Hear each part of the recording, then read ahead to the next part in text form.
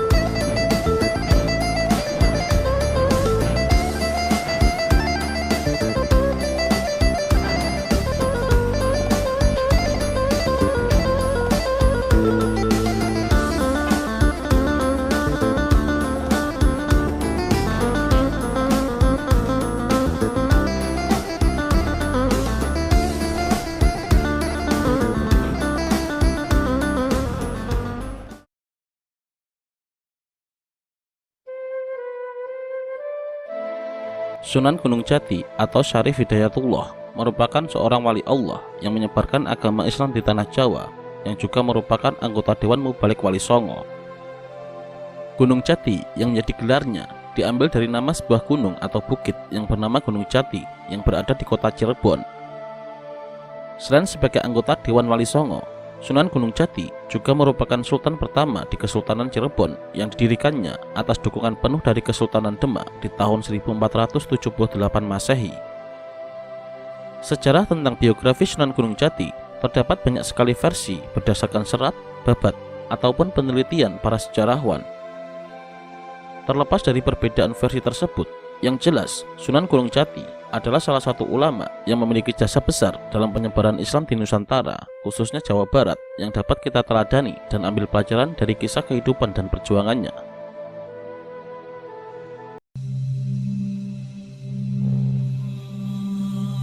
Sejarah Cirebon dengan jelas mencatat jati diri dan silsilah Sunan Gunung Jati yang nasabnya dapat diurut hingga ke Rasulullah SAW.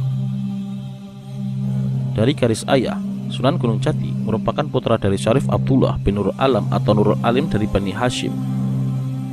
Sedangkan dari garis ibu, beliau merupakan putra dari Nyai Rara Santang atau Syarifah Mutaib binti Prabu Jaya Dewata atau Raden Pemanah Rasa atau Prabu Siliwangi II. Berdasarkan dalam buku Maskur Arif yang menjelaskan tentang silsilah Sunan Gunung Jati adalah sebagai berikut. Sunan Gunung Jati atau Syarif Hidayatullah Al-Khan bin Said Umatuddin Abdullah Al-Khan bin Said Ali Nuruddin Al-Khan alias Ali Nurul Alim bin Said Syekh Jumadil Kubro atau Jamaluddin Akbar Al-Husaini bin Said Ahmad Shah Jalal atau Ahmad Jalaluddin Al-Khan bin Said Abdullah Al-Adzmatkan bin Said Amir Abdul Malik Al-Muhajir bin Said Alawi Amil Faqih bin Muhammad Sahib Mirbad bin Said Ali Khalid Qasim bin Said Alawi As-Sanni bin Said Muhammad Sahibus Saumi'ah bin Said Alawi Awal bin Said Al-Imam Al-Ubaidillah bin Said Al-Imam Ubaidillah bin Said Ahmad Al-Muhajir bin Said Isa Naqib Ar-Rumi bin Said Muhammad An-Naqib bin Said Imam Ali Al-Uraidi bin Said Ja'far As-Shatiq bin Sayyidina Muhammad Al-Bakir bin Sayyidina Ali Zainal Abidin bin Al-Imam Sayyidina Husain bin Ali bin Abi Thalib dan Fatimah Az-Zahra binti Muhammad SAW. Sedangkan nasab dari ibunya yang merupakan keturunan Raja Pajajaran adalah Sunan Gunung Jati atau Syarif Hidayatullah putra Rara Santang atau Syarifah Mutaim binti Prabu Jaya Dewata atau Prabu Silawangi II bin Prabu Dewa Niskala atau Raja Galuh Kawali bin Niskala Wastu Kancana atau Prabu Siliwangi I bin Prabu Linggabuana atau Prabu Wangi.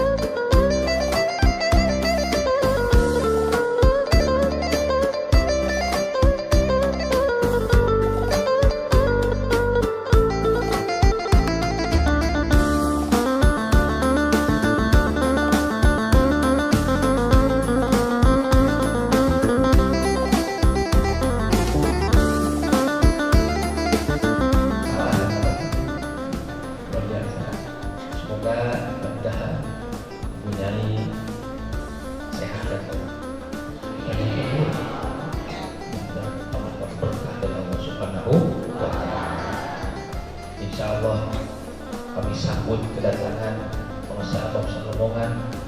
Pun demikian kami pun tidak bisa memuliakannya lebih daripada harapannya. Insya Allah kesembuhan kami bukan apa, kesembuhan kami pengusahakan yang jelas Muhammad Cibi cek pali bahasa nama kedatangannya itu adalah wali-wali Allah, ziarah wali-wali Allah. Sudah berarti tentu kami pun ingin menjadi bagian daripada keluarga wali-wali Allah. Insyaallah it'amut tu'am ada sedikit ayat dari mana kayak naon yang dirawasan sana. Mugia jadi keberkahan untuk kita semua. Sekali lagi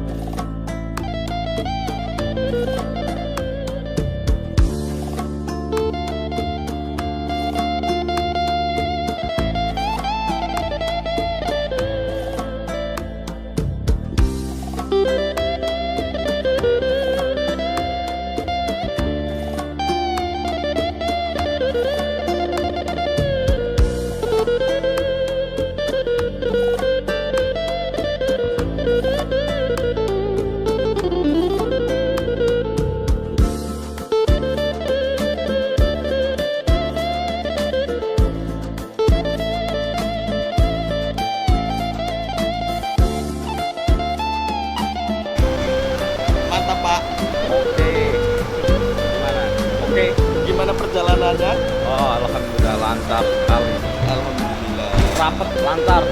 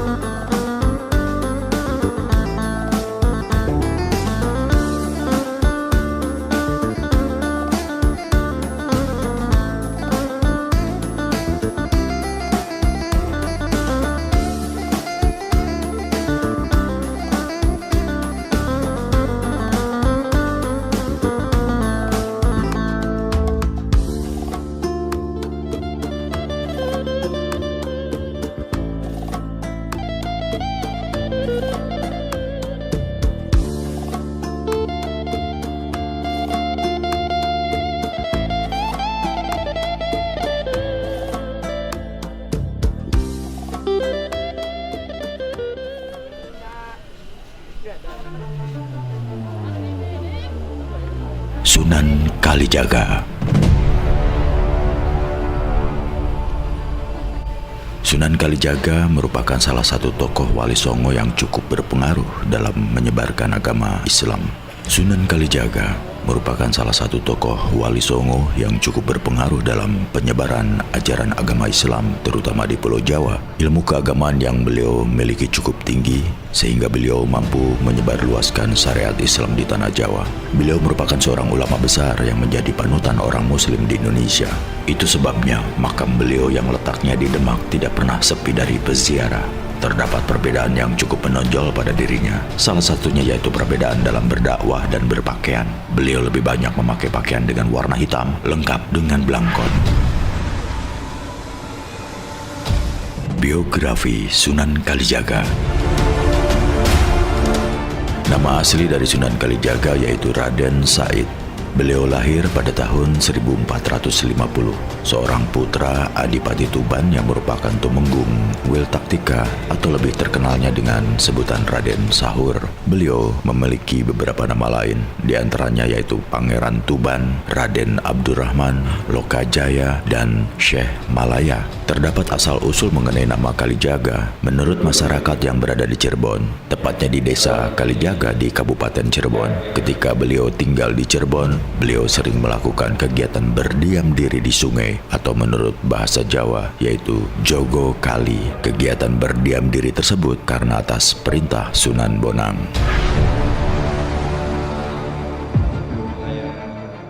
Kisah sejarah Sunan Kalijaga sebelum diangkat menjadi Wali Songo.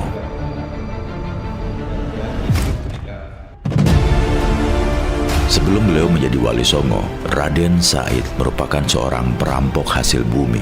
Beliau merampok hasil bumi dari orang-orang kaya, serta mencuri di tempat-tempat yang menyimpan hasil bumi. Hasil bumi dari rampokan dan curian tersebut dibagikan kepada kaum duafa dan fakir miskin sekitar. Hal tersebut berlanjut cukup lama. Suatu hari ketika Raden Said sedang berada di hutan, maka beliau bertemu dengan seorang kakek tua yang berjalan dengan menggunakan tongkat. Kakek tua tersebut tidak lain yaitu Sunan Bonang. Karena tongkat yang dibawa Sunan Bonang tersebut terlihat menyerupai emas, maka Raden Said pun mempunyai niat untuk merampok tongkat tersebut dan hasil rampokannya akan diberikan kepada orang miskin. Namun Sunan Bonang tidak membenarkan hal tersebut. Beliau berkata kepada Raden Said bahwa Allah tidak akan menerima amal apapun yang buruk. Disitulah Sunan Bonang menasihati Raden Said agar tidak melanjutkan aksinya dalam mencuri dan merampok. Mulai saat itulah Raden Said menjadi murid yang baik dari Sunan Bonang. Sunan Bonang menyarankan Raden Said untuk melakukan semedi sembari dengan menjaga tongkat milik Sunan Bonang yang ditancapkan di dekat sungai. Raden Said pun tidak diizinkan pergi sebelum Sunan Bonang mendatanginya. Setelah 3 tahun berlalu, maka Sunan Bonang pun datang dan Raden Said masih berada di tepi sungai menjaga tongkat yang diamanatkan. Nah, dari awal cerita tersebut, maka Sunan Bonang memberi namanya dengan nama Kalijaga. Kemudian Raden Said diberi pelajaran oleh Sunan Bonang mengenai agama Islam. Dari situlah beliau mulai melakukan dakwah dan menyebarluaskan ajaran agama Islam. Beliau lebih memilih kesenian dan kebudayaan seperti gamelan, wayang, seni ukir, dan juga seni suara sebagai media dakwahnya. Cara tersebut merupakan metode yang cukup efektif untuk menyebarluaskan agama Islam. Pada masa itu, beliau memiliki ilmu yang cukup tinggi mengenai agama Islam. Dari adipati di wilayah Jawa memeluk agama Islam, seperti halnya Adipati Kartasura, Adipati Padanaran, Adipati Kebumen, Adipati Pajang, dan Adipati Banyumas.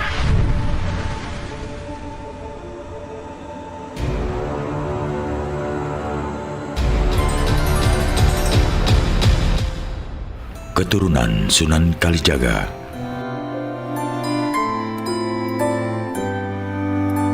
Sunan Kalijaga menikahi seorang wanita yang bernama Dewi Saroh binti Maulana Ishak. Dari pernikahannya, beliau dikaruniai 3 orang anak, yaitu Raden Umar Said, Dewi Rakayuh, dan yang terakhir adalah Dewi Sofia. Dari keturunan beliau, ada yang menjadi tokoh Wali Songo, yaitu Raden Umar Said atau lebih dikenal dengan sebutan Sunan Muria. Maulana Ishak yang merupakan bapak dari istri Raden Said tersebut memiliki putra yang juga menjadi tokoh Wali Songo. Beliau adalah Sunan Giri dan Dewi Saroh Saroh merupakan kakak beradik. Mereka merupakan keluarga yang cukup berpengaruh terhadap penyebaran agama Islam di Pulau Jawa. Hingga saat ini makam Sunan Kalijaga tidak pernah sepi dari para peziarah. Hal ini disebabkan karena beliau sangat berjasa dalam penyebaran agama Islam di tanah Jawa. Para peziarah datang ke makam beliau karena untuk berziarah, namun ada juga yang ingin mendapatkan petunjuk ilmu yang tinggi seperti ilmu yang pernah dipelajari oleh beliau. Bagi mereka yang ingin memiliki ilmu yang tinggi dari beliau, maka harus siap secara lahir dan batin. Selain itu, Anda juga harus memiliki tekad kuat,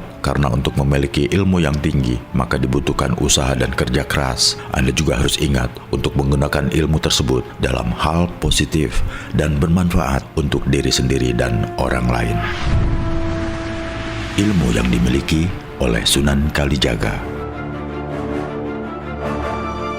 Beliau kaya akan ilmu yang diwariskan oleh Sunan Bonang. Ilmu tersebut sangat bermanfaat dan masih diterapkan oleh masyarakat hingga saat ini. Karena ilmu tersebut memiliki banyak manfaat, seperti melancarkan datangnya rezeki, minta perlindungan kepada Allah, hingga untuk memperoleh kewibawaan. Banyak orang yang belajar ilmu dari beliau dan ingin menguasainya. Beberapa ilmu yang beliau kuasai dan sangat bermanfaat untuk alam kehidupan manusia. Yang pertama, sapu angin. Ilmu sapu angin merupakan salah satu ilmu yang berguna untuk mentransfer kekuatan dalam segala keperluan. Ilmu ini sangat cocok diamalkan bagi mereka yang ingin terhindar dari mara bahaya. Seseorang yang mampu menguasai ilmu ini, maka ia dapat mempercepat dan memperlincah dengan gerakan tubuhnya ketika terjadi bahaya. Yang kedua, asma kidung. Ilmu asma kidung berguna untuk menangkal serangan ilmu gaib seperti guna-guna, santet, teluh, dan pelet. Selain sebagai penangkal, ilmu ini juga berguna sebagai pagar untuk menghalangi dari serangan gaib. Sunan Kalijaga menciptakan sebuah lagu berjudul Kidung Rumokso Ing Wengi. Kidung tersebut memiliki arti yang mengandung doa keselamatan dan mampu menolak kekuatan jahat dari setan. Yang ketiga, Aji Tapa Pendem. Aji Tapa Pendem merupakan ilmu yang berguna untuk keselamatan dan memiliki kekuatan supranatural tinggi. Untuk memperoleh ilmu ini, maka dapat ditempuh dengan dua cara, yaitu mengubur badan di dalam tanah sebatas leher dalam waktu yang cukup lama. Sedangkan cara yang kedua, yaitu mengubur seluruh badan di dalam tanah. Yang keempat, Aji Kungkum. Aji Kungkum merupakan ilmu yang bermanfaat untuk ajian silat secara gaib untuk perlindungan dan menjaga keselamatan diri. Kata kungkum berasal dari bahasa Jawa, artinya berendam. Untuk memperoleh ilmu ini, maka seseorang harus berendam di dalam sungai dalam waktu yang lama.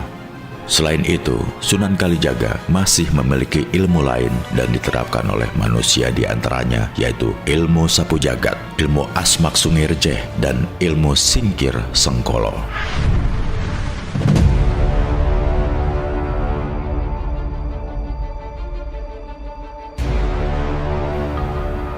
Kisah perjalanan Sunan Kalijaga.